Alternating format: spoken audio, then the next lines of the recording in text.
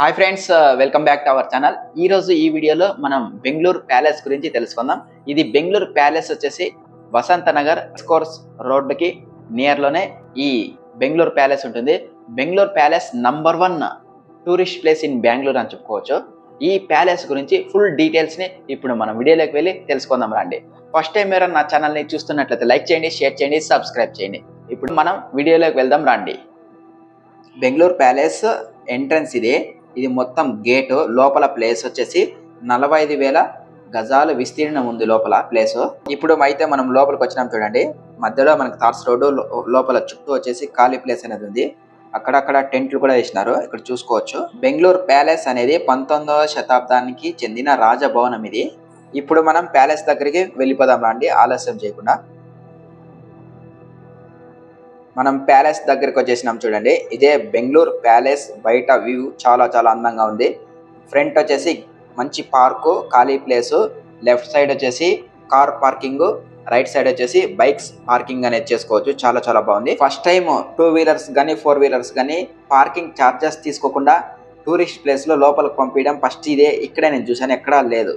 ఇప్పుడైతే మనం లోపలికి వెళ్ళిపోవడానికి సిద్ధంగానం రాండి, వచ్చేయండి. ఇక్కడ చూడండి, ఇక్కడ లెఫ్ట్ సైడ్లో బైక్స్ పార్కింగ్.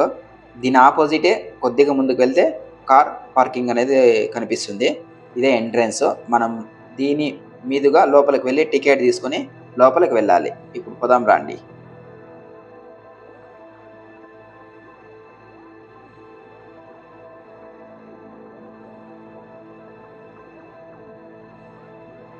కార్ పార్కింగ్స్ కూడా టెంట్ వేసినారు చూడండి. ఎండ అనేది ఏ మాత్రం కొద్దిగా కూడా ఉండదు. ఈ ప్యాలెస్లో రాజకీయ నాయకులు, బిజినెస్ మ్యాన్స్ యొక్క కూతుర్లు కానీ కొడుకుల యొక్క పెళ్ళిళ్ళు కానీ చాలా గ్రాండ్గా ఇక్కడ చేసుకున్నారు. ఈ ప్యాలెస్లో అన్ని లాంగ్వేజ్ వారు సినిమా షూటింగ్స్ ఇక్కడ చేసుకున్నారు.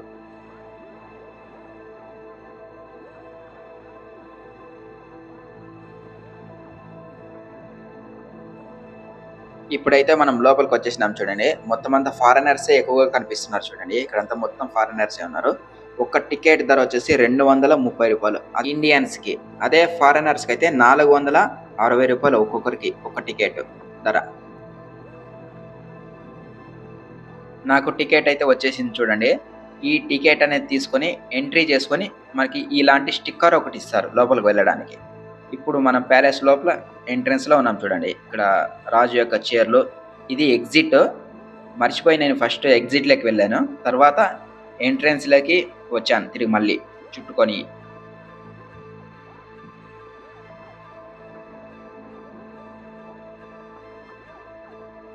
ఇక్కడ ఎగ్జిట్లో ఒక రాజు యొక్క విగ్రహం కూడా ఇక్కడ కనిపిస్తుంది చూడండి. ఎగ్జిట్ భాగం ఇది. దీని ఆపోజిటే మనకు పార్క్ కనిపిస్తుంది. ఈ ప్యాలెస్లోకి ఫోటోగ్రఫీ కానీ వీడియో కానీ అనుమతి అయితే ఇప్పుడు ప్రజెంట్ అయితే లేదు. ఇంతకు ముందు అంటే ఓ 2 ఇయర్స్ బ్యాక్ చాలామంది వీడియోలు అనేవి తీసినారు. అంతకుముందు 30 రూపీస్ 40 రూపీస్ అనేది ఛార్జ్ చేసేవారంట వీడియోస్ కానీ ఫొటోస్ కానీ తీయడానికి. ఇప్పుడైతే ఎందుకో క్లోజ్ అనేది చేసినారు. అయినప్పటికీ నేను కొన్ని ప్లేసుల్లో మాత్రమే వీడియోస్ అనేవి తీశాను. ఇప్పుడు మనం చూస్తుండేది వచ్చేసి లైబ్రరీ. ఇక్కడ ఫొటోస్ చూడండి, చుట్టూ ఫొటోసే ఉన్నాయి. చాలా బాగుంది ఈ ప్లేస్ కూడా. అప్పటి కాలం ఇది టేబుల్ కానీ చైర్లు కానీ అన్నీ కనిపిస్తున్నాయి చూడండి. ఇది ఎగ్జిట్లో వస్తుంది ఇప్పుడు మీరు చూస్తుండేది. ఇప్పుడు మనం చూస్తుండేది ఎంట్రన్స్లో స్టెప్స్ అనేవి ఉన్నాయి కదా. ఈ స్టెప్స్ మీదుగా మనం పైకి వస్తే కనిపిస్తున్నాయి చూడండి. ఈ స్టెప్స్ మీదుగా పైకి వస్తే ఇవి కనిపిస్తాయి. ఈ లెఫ్ట్ సైడ్లో ఫర్నిచర్స్ అనేవి చాలా ఎక్కువగా కనిపిస్తాయి ఈ లెఫ్ట్లో.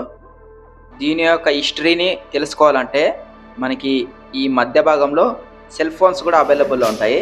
ఆ సెల్ ఫోన్స్కి 30 రూపీస్ 40 రూపీస్ మనం పే చేస్తే సెల్ ఫోన్స్, హెడ్ ఫోన్స్ ఇస్తారు. వాటి ద్వారా మనం దీని యొక్క చరిత్రను వినొచ్చు.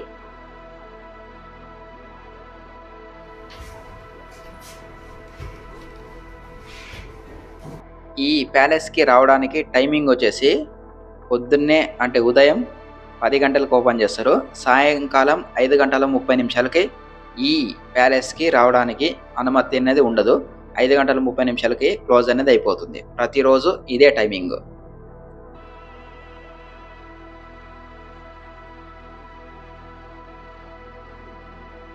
బెంగళూరు ప్యాలెస్ ఎప్పుడు కట్టించారో ఒకసారి చూద్దామా. కన్స్ట్రక్షన్ స్టార్ట్ అయినది 1874, ఓపెన్ అయినది 1944లో. దీనిని ఈ ప్యాలెస్ని ఓపెన్ అనేది చేసినారు. ఈ ప్యాలెస్లో అయితే పెయింటింగ్ అయితే అదిరిపోయింది, చాలా చాలా బాగుంది.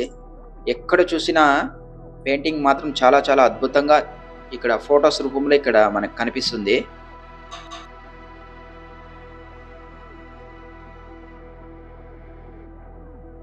స్పానిష్ రాజవంశస్థుడు కూడా బెంగళూరు ప్యాలెస్లో ఆశ్రయం పొందినాడు అప్పట్లో.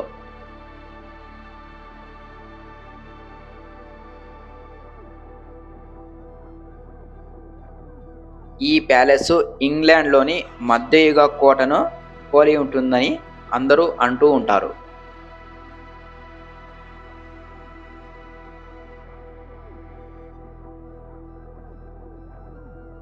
బెంగళూరు ప్యాలెస్ యొక్క చరిత్రను తెలుసుకోవడానికి మనకు ఒక సెల్, హెడ్ ఫోన్స్ అనేవి ఇస్తారు.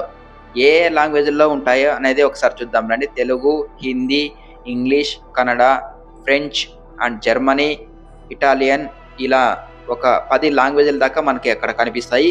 ఆ లాంగ్వేజ్లో ఏ లాంగ్వేజ్ అయినా సెలెక్ట్ చేసుకుని మనం దీని యొక్క హిస్టరీని తెలుసుకోవచ్చు.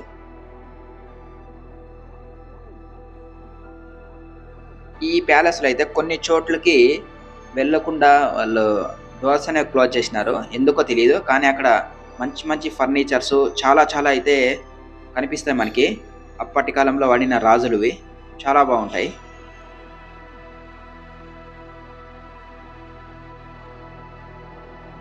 ఇక్కడ చంద్రముఖి సినిమా కూడా ఆల్మోస్ట్ ఎక్కువ శాతంగా ఇక్కడ ఈ ప్యాలెస్లోనే షూటింగ్ చేశారంట.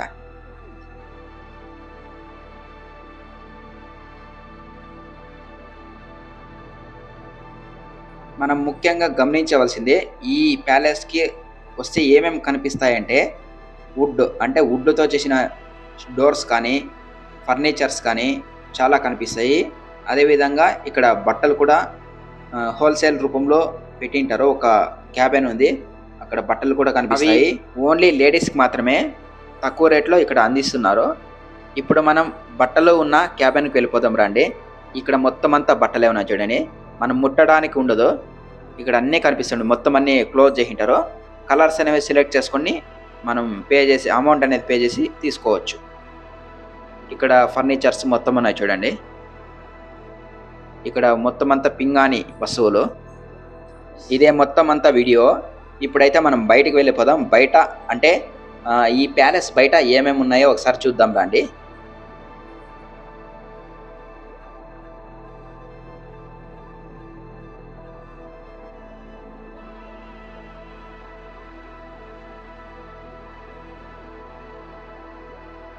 ఇది ఎగ్జిట్కి వచ్చేసినాం చూడండి, బెంగళూరు ప్యాలెస్. ఈ బెంగళూరు ప్యాలెస్ ఆపోజిట్ ఒక చిన్న పార్క్ కూడా ఉంది చూడండి.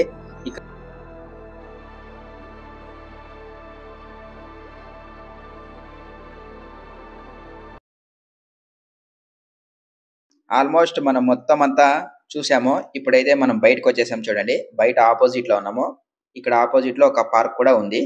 ఇది బయట వ్యూ చాలా బాగుంది. ఈ వీడియో కానీ నచ్చినట్లయితే లైక్ చేయండి, సబ్స్క్రైబ్ చేయండి.